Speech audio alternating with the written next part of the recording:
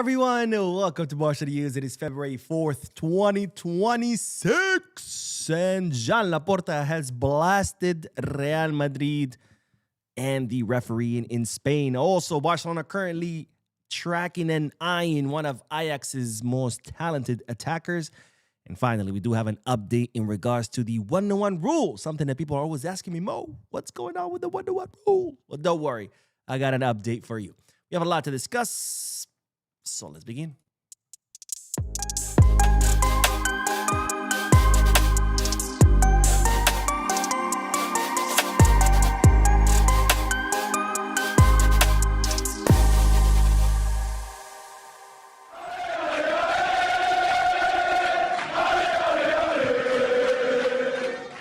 Hello everyone, and welcome to the channel. My name is Boo, and welcome to the Barca News live podcast, which is on every Mondays, Wednesdays, and Fridays, where not only we discuss Barcelona news, but where I also get to interact with you lovely people in the chat section. So start dropping those comments so we can get that discussion going in between the news segments. Now, of course, I didn't do the podcast for almost 2 weeks while I was out of the country, so it's really, really good to be back here doing this with you lovely people, my Barca News family. Now, for those of you who'll be watching when the podcast ends, I will be putting timestamps in the description and chapters in the timeline in case you do want to skip through the discussion and get straight into the news. Having said all that, make sure to hit the like button, subscribe to the channel, drop a comment. All this helps the channel continue to grow. If you're looking for any Barcelona jerseys or merchandise, make sure to Go Kids Get Back or Fanatics, where not only can you find Barcelona merchandise, you can also find merchandise from any football team, any sports team around the world. And finally, if you're looking to place any sports bet on any sporting event around the world, not just Barcelona matches, you can head to Bet Us. All links are down below in the description. You click on them, you get access to some pretty cool deals and offers, courtesy of Barca News. All right, now with that intro out of the way, let's begin with the news. And as always, the first segment of news is comprised of multiple bits of news.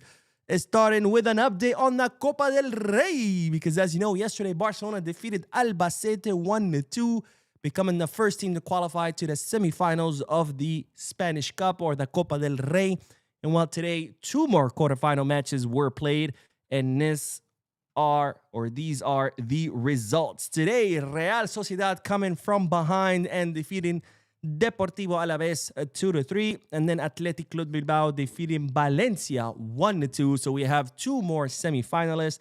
We have Real Sociedad and Athletic Club de Bilbao. And of course, tomorrow will be the last and final quarterfinal of the Copa del Rey, which is between Real Betis and Atletico de Madrid. So tomorrow we'll find out who will be the 4th semifinalist.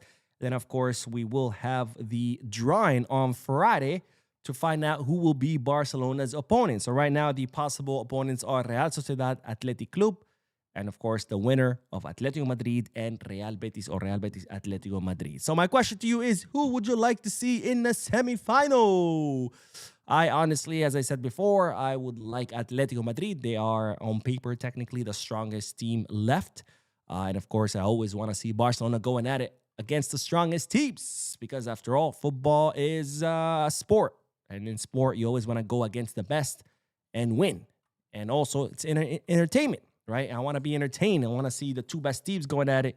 Now Barcelona versus some 5th, 10th, 8th, 11th division teams. So that's who I want. But of course, Atletico Madrid still have to qualify because they still have to play their match against Real Betis. Now, even if we did get Real Sociedad or Athletic Club, I think it would still be interesting because Real Sociedad, of course, did beat us in La Liga just 2 weeks ago. So payback would be nice. Athletic Club, well, ever since that whole Nico Williams ordeal and the whole Negreira ordeal, every time we beat them, it's always a pleasure. And of course, we always beat them because, well, they're a pathetic club. Anyways, on to the next bit of news. And this one is huge. This one is huge. Huge. Because we have an update in regards to injury of 2 of our most incredible players, who's no other than Gavi and Pedri. Because today, Barcelona posted the following pictures of our 2 warriors. Of course, Pedri is injured for an entire month. And this week, he returned to workouts on the pitch, which signifies that he is getting close to his return. Because, of course, when players get injured at first, they only train at the gym. And then they move on to workouts on the pitch. And finally, the last step would be to work out with the group. So Pedri's already in that second step where he's already training on the pitch with the ball. And so is Gavi. Now, Gavi has been out for quite some time, September 23rd to be more specific, where he underwent that surgery, that arthroscopic surgery on his knee to clean out that wound, that injury that he had suffered before. And now he's also training on the pitch. And pretty soon, he's expected to start training with the group. And after that, towards the end of February, he's expected to get the medical clearance to return to action. Of course, don't expect him to start all of a sudden. I'm sure it's going to be a very slow and gradual return to the playing field. So great news, ladies and gentlemen. Pedri and Gavi training on the grass with the ball, which means that the two of them are going to be coming back pretty soon. Now, the final update of this first segment is in regards to another amazing midfielder that we have, which is, of course, Fermin Lopez, who recently extended his contract with the club from 2029 until 2031 with a 50% salary increase and with a higher release clause. This is, of course, something that Barcelona did in order to, one, reward the player because he has become one of the most important players on our squad, and B, to protect the player, right? Because there's been a lot of interest in him, whether it be Chelsea, Newcastle, PSG, you name it. He's been attracting a lot of attention. So Barcelona doing this in order to protect or shield the player from this outside interest. And well, the new update is that this Friday, Barcelona will do the official kind of ceremony, that contract signing ceremony. Of course, they've already announced the renewal of Fermin Lopez. The renewal has been officially announced by Barcelona. But of course, on Friday, they're going to do the whole, the pictures and him signing the contract with Laporta and the picture with the kid and blah, blah, blah.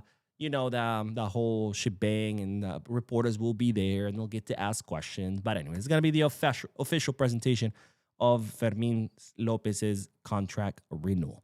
All right, let's go into the comments section.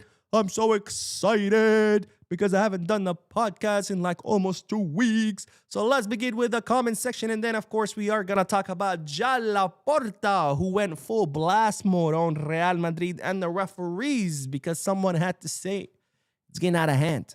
It is getting out of hand. But David Blandon says, Mo, welcome back with you. With the future in mind, sell Coutinho for 100 mil and go for Nusa on the left, Lamine on the right for the next 10 years, potentially. That is a great question. That is a great question. And I would say yes, but not now. Does that make sense? Because Coutinho right now, of course, he is probably the most influential player on the squad. Barcelona with Coutinho is a completely different team than Barcelona without Coutinho. We saw it while Coutinho was injured. So I wouldn't do it right now. Right? However, in a season or two, we're talking about a different story, right? Coutinho right now is 29. That means during next season, he will be 30. So I would keep him at least for another season. And then after that, maybe when he's 31, 32, yes, I would sell him before his contract is over to bring someone younger. But not right now. I think right now, Coutinho's in his prime. We're seeing the best version of Coutinho. It would be a waste to sell him right now. I would keep him at least another, to the end of the season. For sure next season. And maybe the one after. It'll depend on how he does next season. But for sure, this and next season. And again, maybe actually more like 80% the one after that. So I would still keep him maybe until he's 31, 32.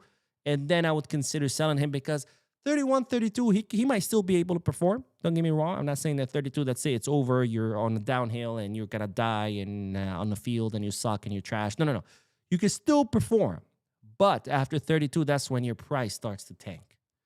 So at 32, we can have him for another 3 years. Yes, 31, 32, you'll have him for another 3 years. And then right before his price starts to tank, yes, I would sell him and bring someone younger. But not right now. No way. Right now, I think Coutinho is the most important player on the squad. I think it would be foolish to offload him. Zach Arbit says, hey, Mo, hope you're doing great, brother. Bisca Barça. Thank you, my friend. Thank you for your comment. Thank you for joining the chat section. And I hope you're doing great as well. And yes, Bisca Barça. And Justice Boy says, hello, Mo. Justice Boy from the Gambia. Do you think Barcelona urgently needs a striker because Lewy and Torres are recently not hitting the ball enough into the net and are really hanging Yamal.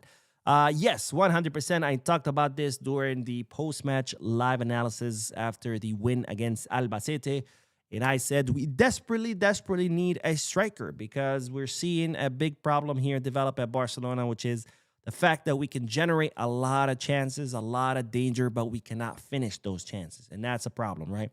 At the beginning of the season, when Barcelona weren't doing too hot, month of September, October, maybe even a little bit of November, the problem was we couldn't generate. We weren't generating much because we weren't moving the ball fast enough. We weren't really playing as a team. Players were not making runs to get open. Other players weren't really executing first touch or quick passes. So there's a lot of problems with the ball movement with Barcelona. And as a result, we weren't generating anything. And now all of a sudden, we fixed that problem, which is a big, big problem to fix. And thank God we did. And now we're generating a lot, but we're only scoring very few of those chances. We saw it against Elche, where the match should have ended 1-7, 1-8, not 1-3. We saw it against Albacete, where it should have ended maybe 1-4, 1-5, but instead it ended 1-2. So yes, we desperately need a striker. We need a pure 9, someone who has an eye for goal, someone who has a killer instinct for goal, someone who can convert all those chances into goals. Because Lamine could be having 40, 50 assists already. And the poor guy is generating all these chances. He's serving the ball up to his teammates, and nobody is taking advantage of it. But yes, we do need a striker. And we do have a donation! An incredibly generous donation. Very, very, very, very generous of you, my friend. But Shin with the $50 donation. Thank you for always supporting the channel. Shin says, hey Mo, 2026 has been a blessed one so far. Indiana won the college football national title. Let's go! Wait, no, wrong one. No, I don't like that. No. Let's fucking go! I don't watch college football, but let's fucking go! Indiana won college football national title. Also, I started working for a new company. Let's fucking go again! Let's go! Where I'm now a project foreman. That also came with a healthy pay jump, and I'm full Barca mode now. Let's fucking go! Congratulations, Shiz. That's absolutely amazing. Congratulations on the new job. Congratulations on the promotion, and congratulations on the pay raise. It's always really, really nice to make more money. Why not? Now I get it. When I watch, the news and I see all these billionaires being greedy as fuck, I'm like, okay, I get it. It's always nice to make more money. But anyways, that's completely separate. But congratulations, my friend. And I'm glad to see you back on full Barca mode. We missed you here on the podcast. I know you were busy watching Indiana. And well, I'm glad that they won, because that means now it's all Barca, baby. And this is, of course, the most exciting part of the season, the final stretch. We're in the semifinals of the Copa del Rey. We are in the round of 16 of the Champions League. We are in the final stretch of La Liga. So this is the most exciting part of the season, the best time to go full Barca mode. And I think we have the Super Bowl coming up, right? When is the Super Bowl? Is it this weekend? This is how little I know about American football. I'm terrible. Shit, it is this weekend, February 8th. Okay. Wait, Barcelona plays on Saturday, right? Let me see. Not that the schedule's gonna mix up or clash because, Super Bowl here is at night. And, of course, Barcelona usually play afternoon at the latest. Let's see. Barca plays. Where do they play? Why am I not seeing the schedule? They play on Saturday. Perfect. Oh, my God. 10:15 a.m. Why are you doing this to me, La Liga? 10:15. That's early. That's early on a Saturday. Oh, no. No, it's okay. I'll just have to. I had some plans. I'll just have to cancel them because I got to watch the match. So I will do and of course I do the watch along, but Barcelona versus Mallorca this weekend, Saturday, and then Sunday we have the Super Bowl. But congratulations, my friend, on this amazing news, and thank you so much for your generous donation. And let's do one more comment, and then we'll move on to the next bit of news because Laporta has blasted Real Madrid. P4K Chama says, so would Bastoni be possible in the summer, being 10 million away from the 1-1 and what we are getting from the UCL and VIP seats? I'll talk about it in a little bit, but remember, being under the 1-1 doesn't mean all of a sudden you have cash in your account, right? It just means that you can spend that cash. How much cash are we going to have? That's going to be interesting to see. But I'll talk about it in a little bit because that is the final section of this podcast, or the final segment of this podcast for now.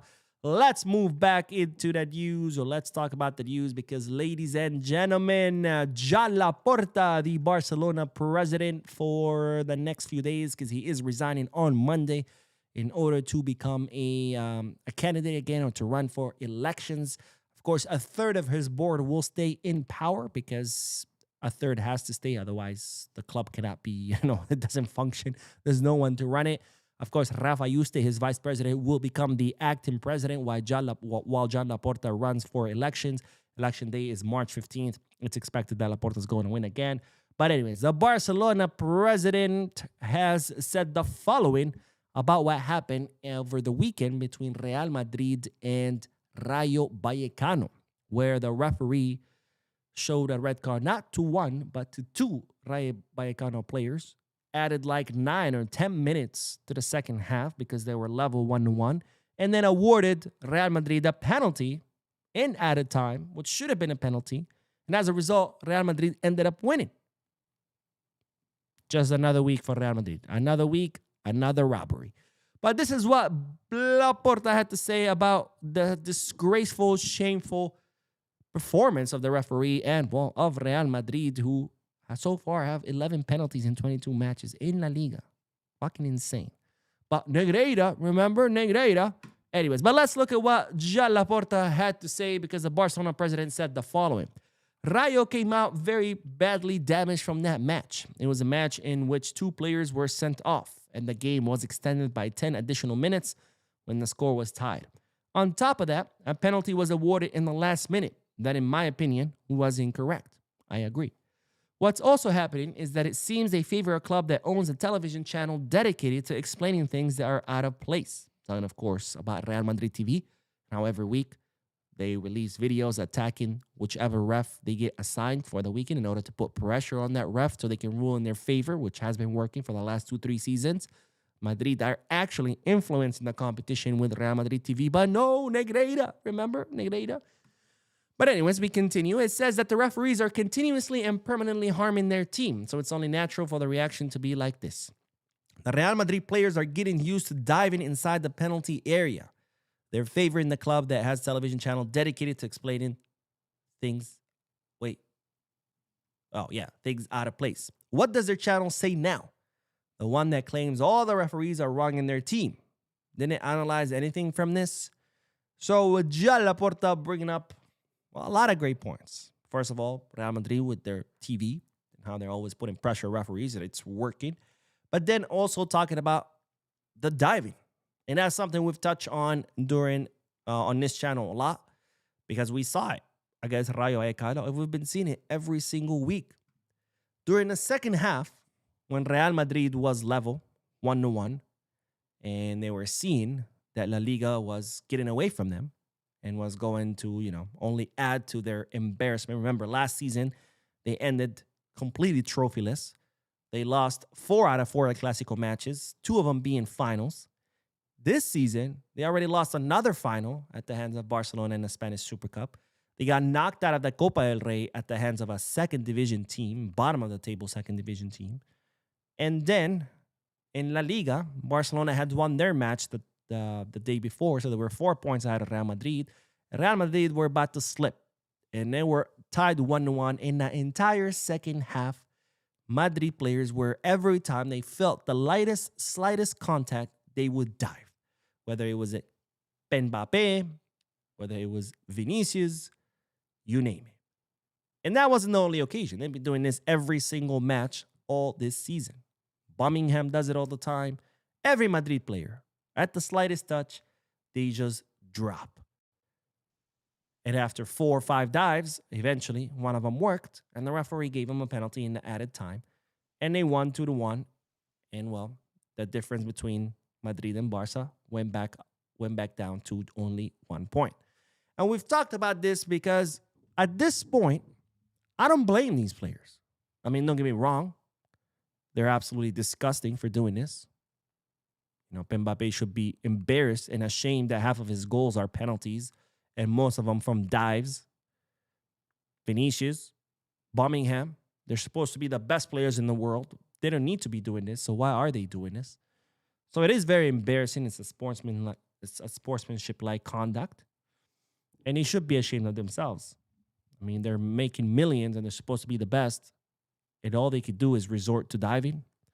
But at this point, I don't blame them. I blame the referees who allow this to happen. Because why wouldn't the players do it? Of course they're going to do it. Not only are they not getting punished for it, it's actually working. We've seen so many penalties being awarded from dives. So of course they're going to do it. They're getting rewarded for it. Not only are they not getting punished, they're getting rewarded for it. So of course they're going to do it. And until the referees grow some fucking balls, because these La Liga referees are a bunch of pussies, and until they grow fucking balls and they say enough is enough, if you dive, you're getting a yellow card, these players are going to continue to do this time and time again. Because again, why wouldn't they do it? They get rewarded for it. It works. They get those penalties. They get those goals. They get those wins that they desperately need and that they cannot get on their own because it's an absolute piece of shit team. But of course, as long as the referees don't do anything, this behavior, this shameful, disgusting behavior that's destroying the sport will continue. So I do agree with Laporta with what he said, but there's always a but, because I like big butts and I cannot lie. The but is, just like I'm sick and tired of the refs not doing anything, and this is why this behavior continues, I'm also starting to get sick and tired of the inaction. Because it's great that Laporta is mentioning this and shining a light on it. He's done it multiple times all this season and all of last season. But how many times are we just going to keep complaining and complaining and complaining? And when are we going to say enough is enough and actually do something about it? Because complaining for the sake of complaining is, well, a waste of fucking time. A waste of oxygen, a waste of energy. And I think it's about damn time that if La Liga doesn't want to do anything and these refs don't want to fucking do anything, the clubs need to do something. And Laporta should be leading the charge. Barcelona is one of the biggest clubs in the world. They have a lot of power. When Barcelona speaks, people listen. So it's time to do something. It's time to pick up the phone and call the other clubs and call a meeting. Yo, we need to sit down. Let's talk about this. What can we do? Let's come together as a united front and go to the CTA and go to the Royal Spanish Football Federation and go to the Liga and tell them enough is fucking enough.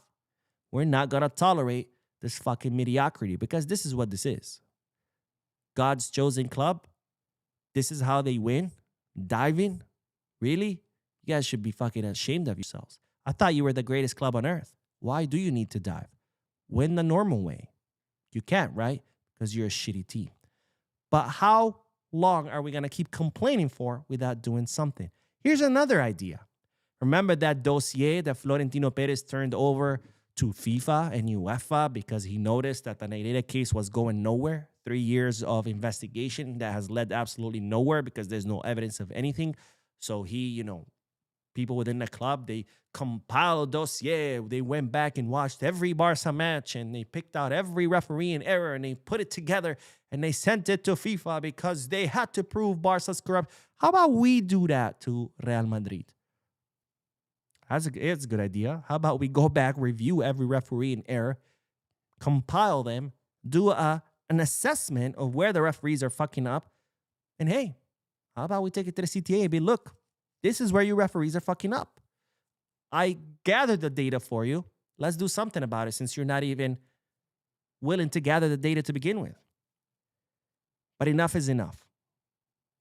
And again, if the refs don't want to do something about it, it's time for us to do something about it because complaining is not enough. So Laporta, I applaud you for what you said, but it's time to do something about it. Anyways, that is all I have to say about this. So let's do the comment section. And then, of course, we're going to talk about the attacking player from Ajax that Barcelona are currently closely tracking and could be an interesting choice come this summer. Let's see. That's long. Says Mo, welcome back, my brother from another mother. We truly appreciate your information towards our beloved club, FCB. Thank you, my friend. Thank you for watching. And thank you for joining the podcast. And we do have another donation. Sajok, thank you so much, my friend, for your donation and for supporting the channel. But Sajok says, I'm really concerned about our defense. Lately, it's not the high line that's causing us the issues. It's the defensive mistakes. Doesn't matter if we dominate for 80%. It takes one mistake for a loss. Yes, there has been some mistakes. I do agree. And most of it, I think it's coming from our fullbacks. Mostly Kunde. I think Kunde's mistakes are really exposing our defense. And this is why we see people always blaming Kubarsi. I don't blame Kubarsi. I think you have to be very silly to think that Kubarsi is not great. I've seen people say, I don't know about you, but Kubarsi is only good at building from the back. Really? But the problem is Kubarsi has now to cover his position and has to cover Kunde's position. He has the responsibility of covering for two positions. And that a lot of times leaves him exposed because Kunde is not doing his job. And that's a shame. And that's a shame not be able to appreciate one of the best defenders in the world right now and who's undoubtedly will become the best defender in the world just because Kunde is constantly making mistakes and exposing him.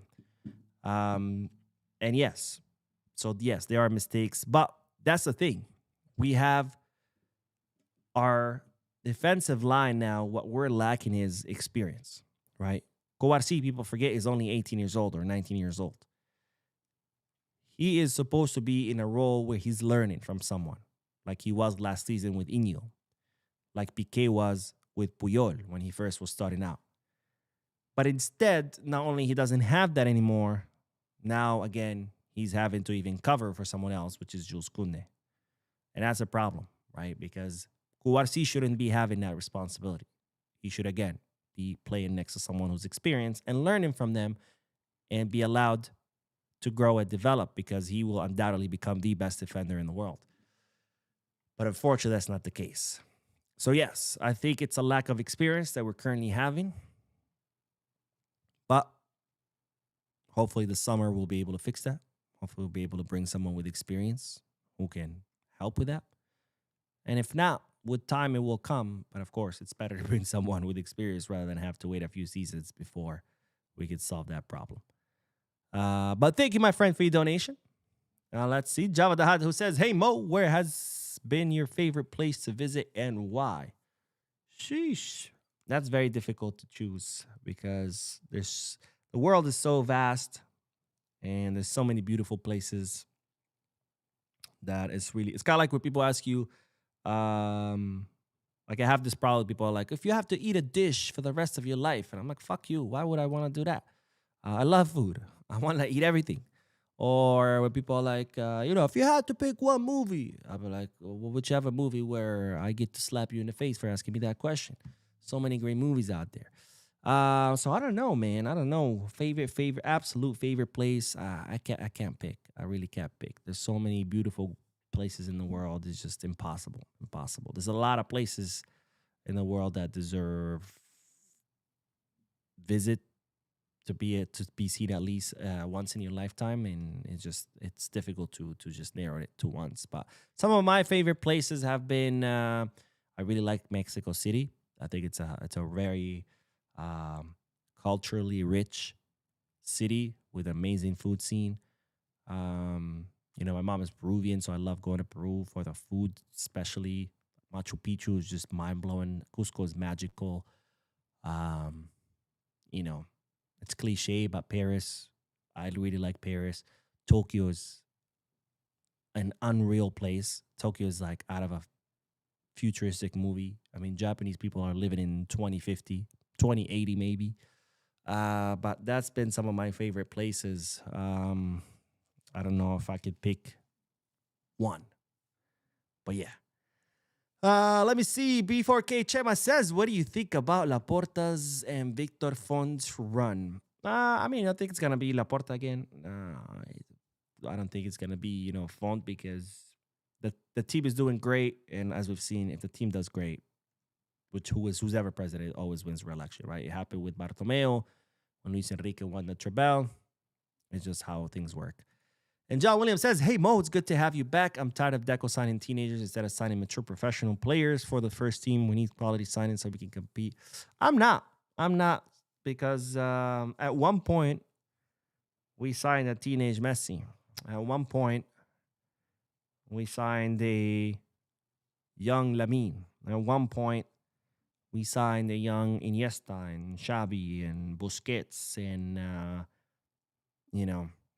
I'm not tired of that whatsoever because that's the future. And you have to think long term. You can't just be thinking about this season or next season. You have to be thinking about the next 10, 15 years at once. So, no, I'm not tired of that whatsoever. I think what we're doing is very smart. It's the right thing to do. We don't have money to be bringing fully established players. So why not bring these young players? We have to plant the seeds for this is like complaining, saying, I'm tired of you planting seeds. I want you to plant a full tree already. And it's like, yeah, they're seeds now, but they will be trees in the future. So no, I'm not tired of that one bit. I think it's the right decision. And I'm actually very impressed with Deco's work during this winter transfer market. I mean, he's signed some players that are not only promising, but they could be in the first team for as soon as next season. Patricio Pacifico, he looks like it's going to be another Araujo type of deal. Where Araujo, we signed for Barça Athletic, remember? And then after a season, he was already in the first team, and he helped us win La Liga under Xavi. Patricio Pacifico is looking like it's going to be another one of those cases. Juvens Leonstein, he could easily be in the first team by next season. We'll see how Hamza does, because he is usually when they come from lower leagues, weaker leagues, like the Egyptian league, with all due respect to the Egyptian league, it usually might take a little bit longer. So I don't know if he will be ready as soon as next season. But, I mean, he's the most promising player to come out of Egypt since Mo Salah. Why would I be sick of these kind of signings? I'm all for it. But anyways, let's get back to the news. Because we do have to talk about another player that Barcelona are closely tracking, closely monitoring, and could consider signing during this transfer market. And it's no other than Mika Götze. By the way, how funny is this picture of Ben Mbappe? He should have been an Olympic diver. He would have all the golds. But anyways, Barcelona are currently tracking Mika Götze. If you haven't heard of Mika Götze, he's a 20-year-old left winger currently playing for Ajax in the Dutch league. He is also an international with Belgium's under 21. So that means he's Belgian. Ooh. If you were to describe his style, he's a very direct winger. Means goes on head on with defenders. He's very quick and strong in one-on-one situations. So kind of like, your old school winger, right? Someone that just takes on defenders one-on-one. And his only weakness so far has been scoring or finishing the chances that he creates. And despite that, this season so far, Mika Götze has scored 10 goals and provided 9 assists. We're talking about a 19-goal contribution. Very, very impressive numbers for the 20-year-old. So much so that he's attracted the attention of many European clubs, including Arsenal, who are also closely tracking him. Napoli, who have actually contacted Ajax to inquire about him. And there's also Roma and Stuttgart, who have even contacted the player's agent. But it's reported that it's Barcelona who are showing the strongest interest in a 20-year-old Ajax attacker. Now, here's 2 pluses for Barcelona. A, he's currently valued at 15 million euros, 1-5, which makes his operation very affordable. And 2, let's not forget who's the sporting director of Ajax. It's no other than Jordi Cruyff, Johan Cruyff's son and the former sporting director alongside Alemany of Barcelona. So Mika Götze, Barcelona closely tracking as an option for that left wing come the summer transfer market. And of course, my question to you is this someone you would like to see play for Barcelona? Yes? No? Should I do a reaction video? I'm doing one for Hamza Abdel Karim, by the way.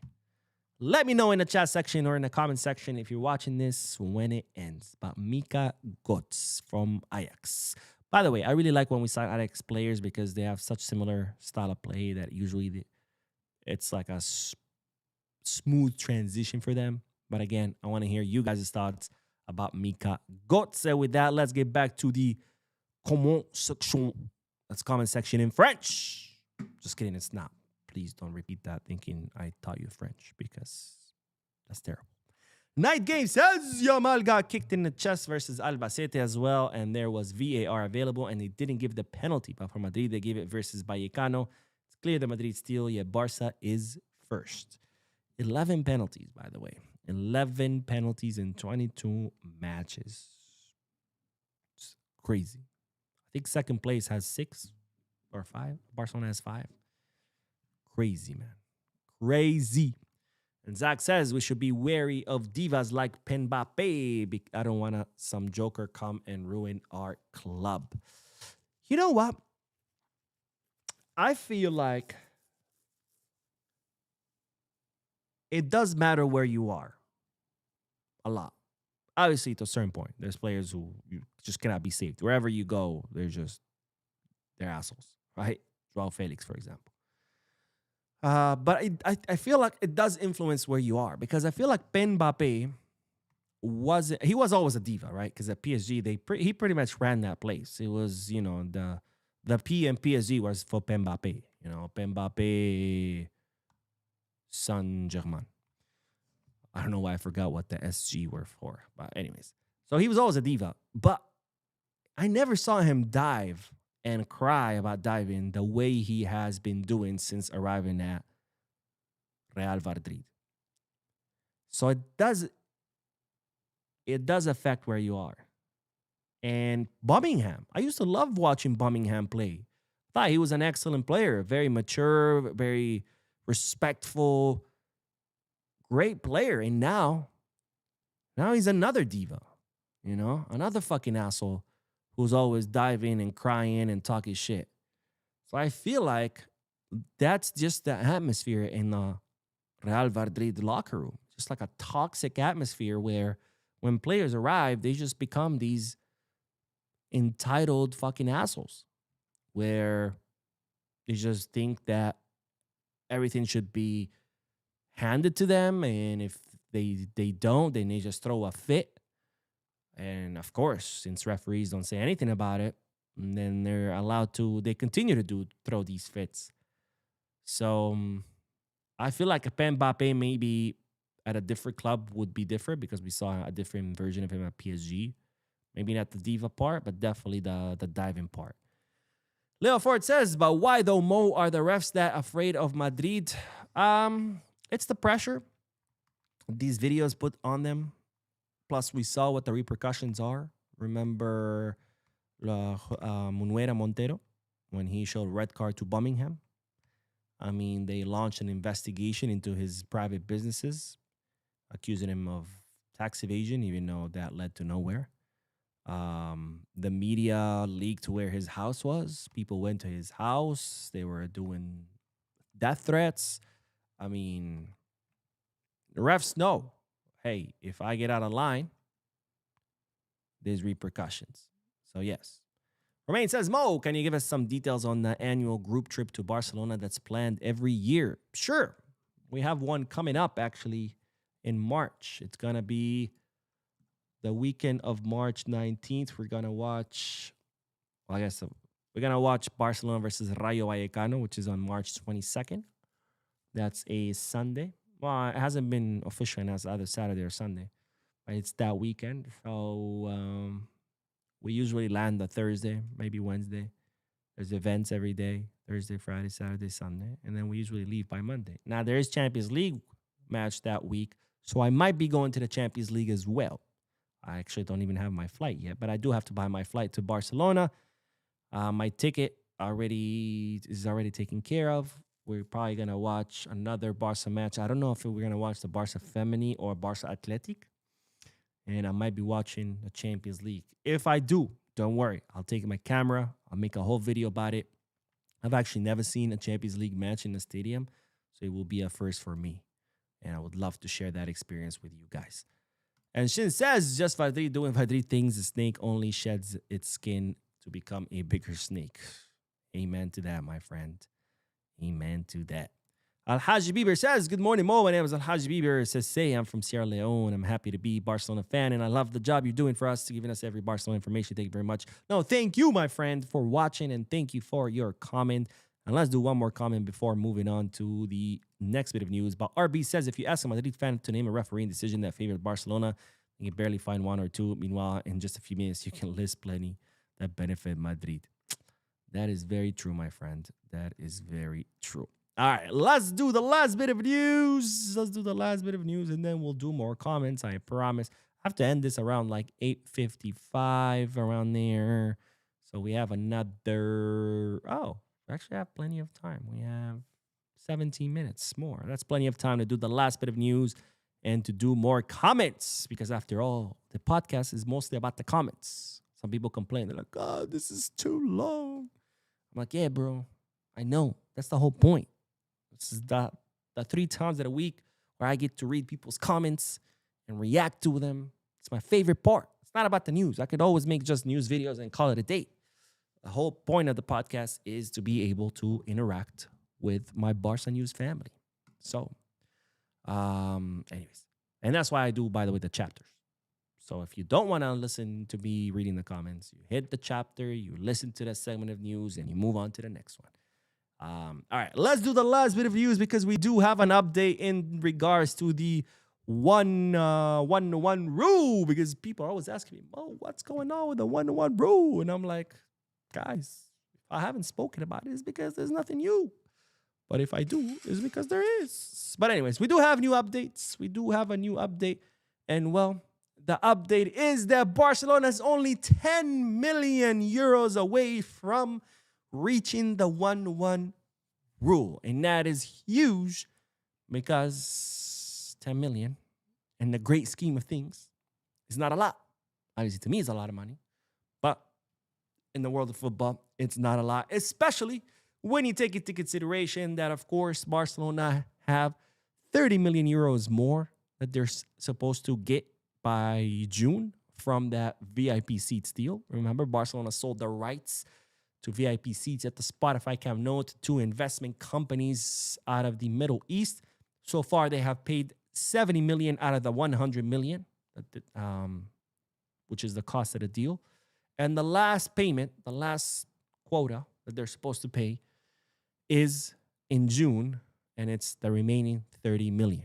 So if Barcelona are 10 million away from achieving the 1-1 rule, when they get those outstanding 30 million, they will for sure be within the 1-1 rule. So this is, of course, great news because that's right before the summer transfer market where Barcelona are hoping to be under the 1-1 rule so it can make our life easier because, of course, Barcelona will be looking to sign a center forward to replace the departing Robert Lewandowski and sign a center back to replace Íñigo Martínez, who has left.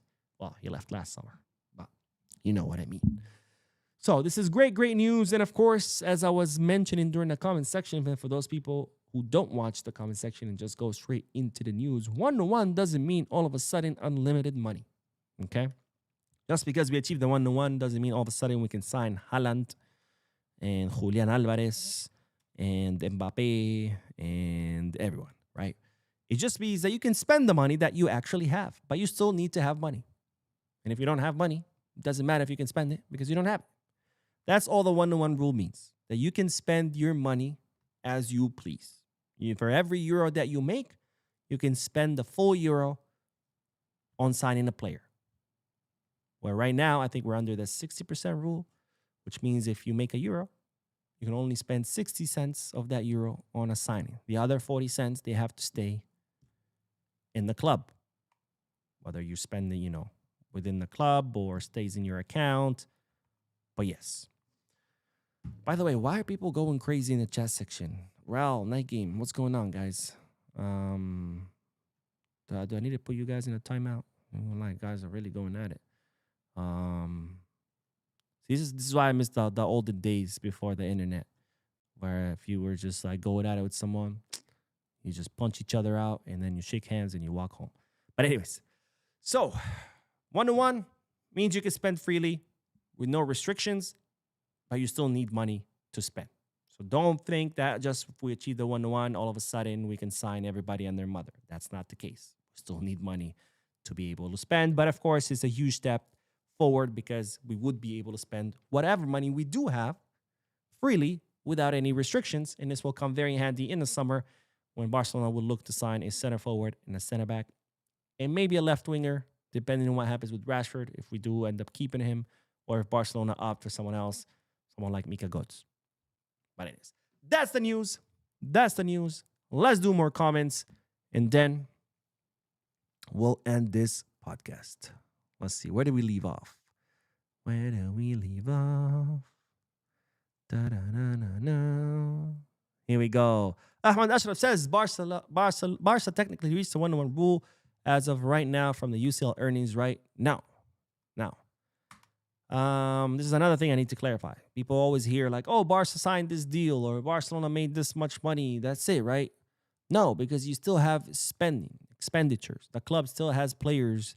They need to pay their salaries and coaches and doctors and trainers and physical trainers and janitors and drivers and the stadium electricity bill. Like the club still has money, expenditures to pay. So the UCL earnings are part of what Barcelona forecasts every season up until the quarterfinals. So any money that Barcelona makes up until the quarterfinals, that's money they've already forecasted that they were going to earn and that they have accounted for as part of their spending.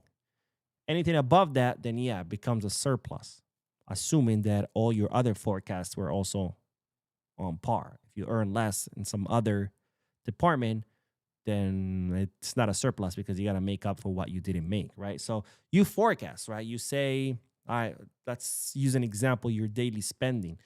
You say, okay, every month I need, let's just throw a number out there, I need $10 every month, right? $5 for rent, $3 for, or $2 for bills, $1 for groceries, $1 for transportation, and $1 for, I don't know, clothing. And there's your $10, right? So you need to go get a job that earns you at least $10 to cover your spending. If you do, great, you break even. You don't have any money left. You're under the 1-1 rule because you're not spending more than you're bringing in, but you also don't have money to spend because you need $10 and you earn $10. Now, if you get a job that pays you $15, that's amazing. Now you have a surplus of $5 that you can go and use for signings.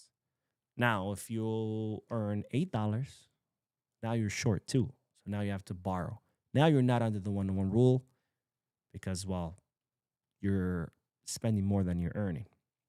So the money that Barcelona made from the Champions League, that's part of those $10 that Barcelona forecasted that they needed for the year up until the quarterfinals. Anything above the quarterfinals, it's like Barcelona earned $11 and they need to spend 10. So just because you hear Barcelona made money doesn't all of a sudden mean, let's say we can go sign with it. No, Barcelona still spends something around 700 or 800 million a year on, salaries and everything else, right? It takes a lot of money to run a club as big as Barca. It also generates a lot of money. Don't know what to put her. Whoa. Sounds very sexual. Oh, what to put here? Oof. I was like, whoa. Oof. Chill. Says, I remember everybody was saying that Europe should be scared of this Madrid side in 2024-25 season. Where are they now?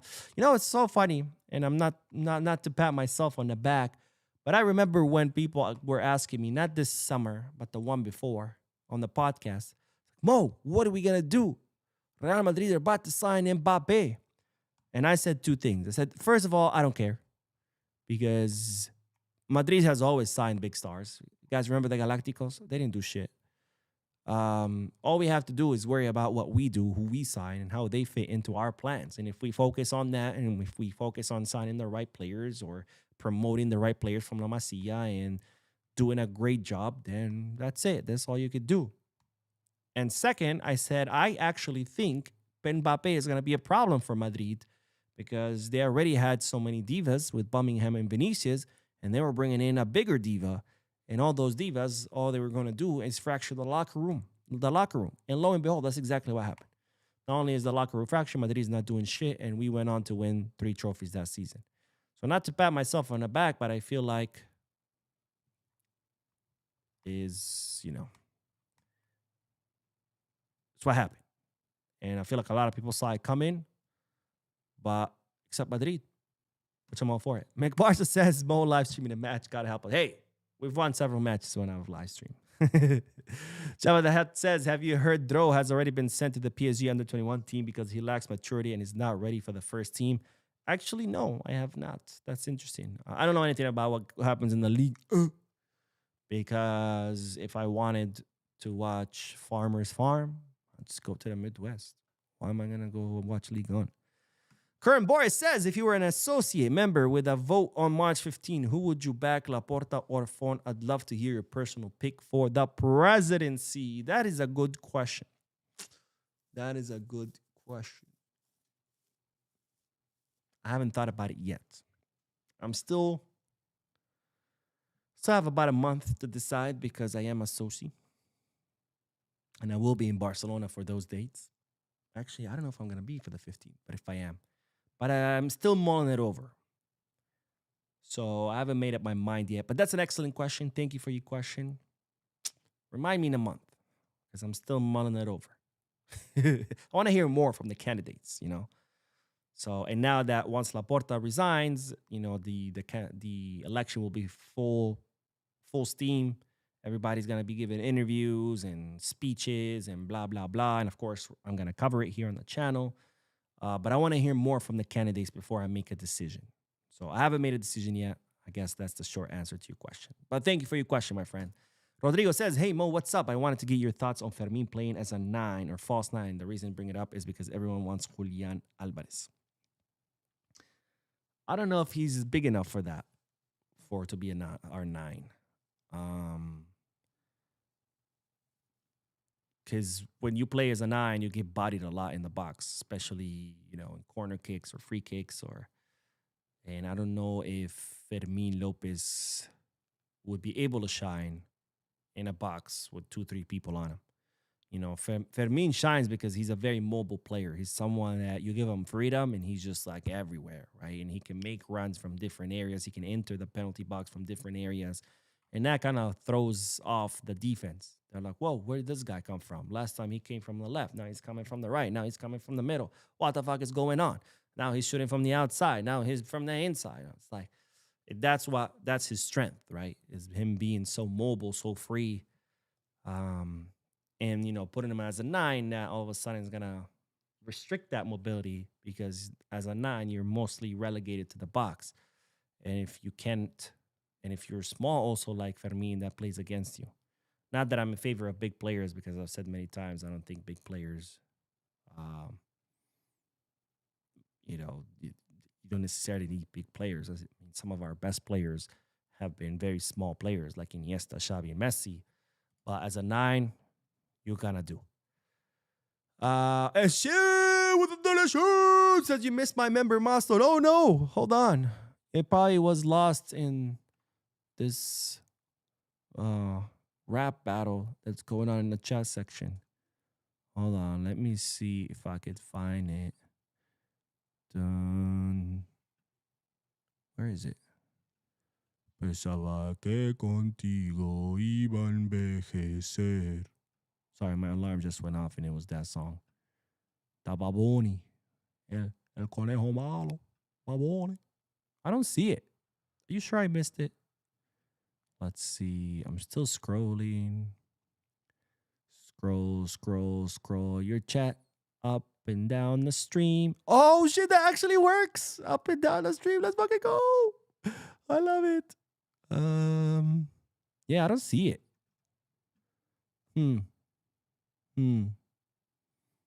Anyways, thank you for being a member and thank you for your donation.